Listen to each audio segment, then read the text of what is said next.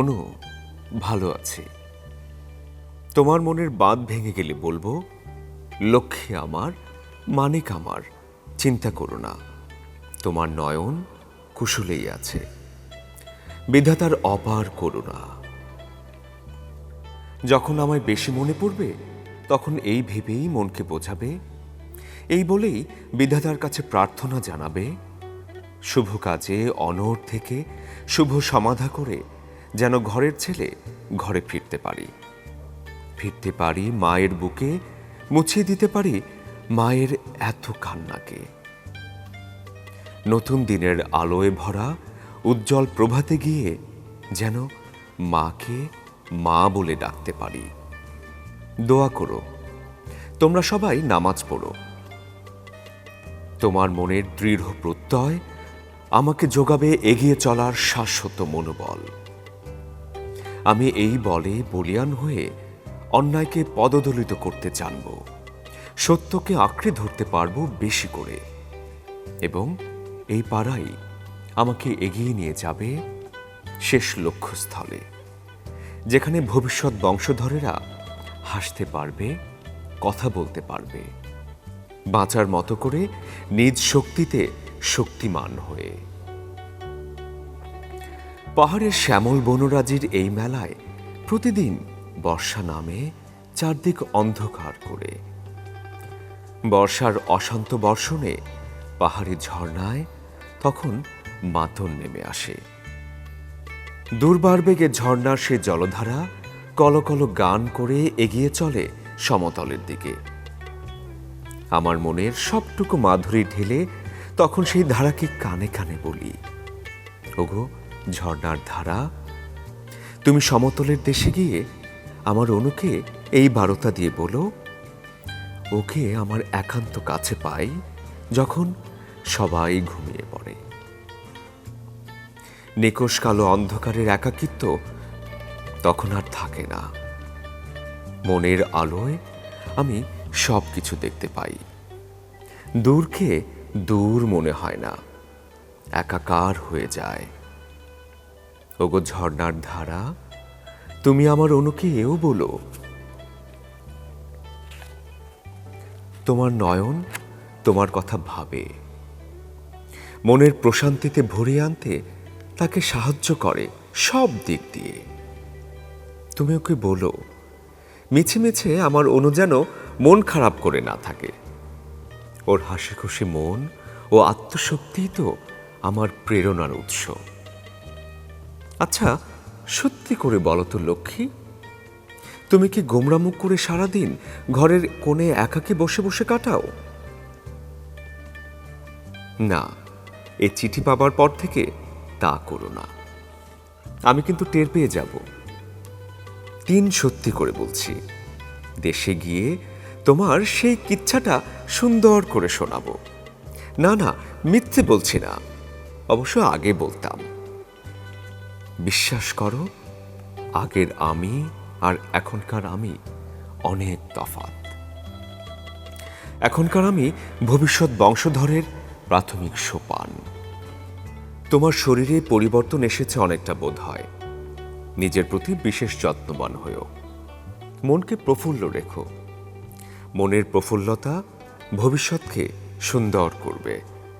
প্রয়োজন বোধে ঔষধ সেবন করো, সাবধানে থেকো। বাড়ি ছেড়ে কোথাও যেও না, আম্মাকেও কোথাও যেতে দিও না।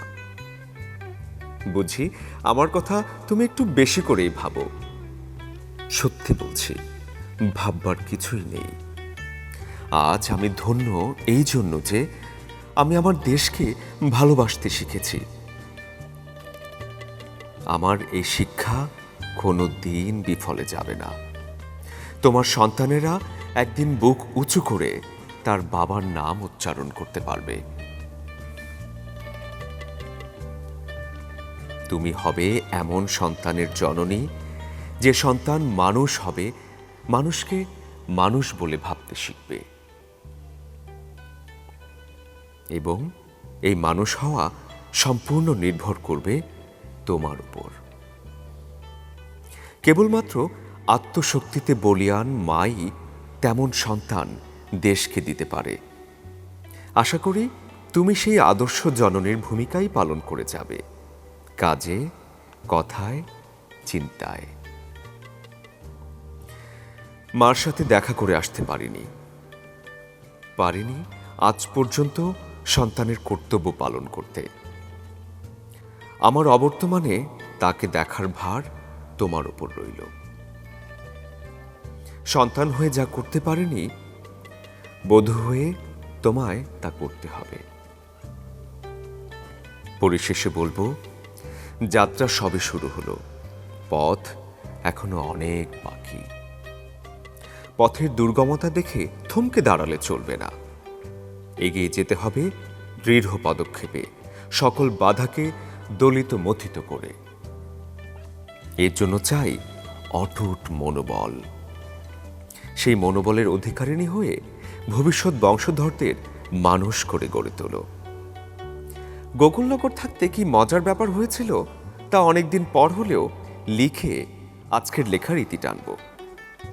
কি কারণে যেন সেদিন সারা বেলা উপোস থাকতে হয়েছিল, খাওয়া আর হয়ে ওঠেনি, সকালবেলাতেও না, রাতেও না, একেবারে কিছু না খেয়েই ঘুমিয়ে পড়েছিলাম।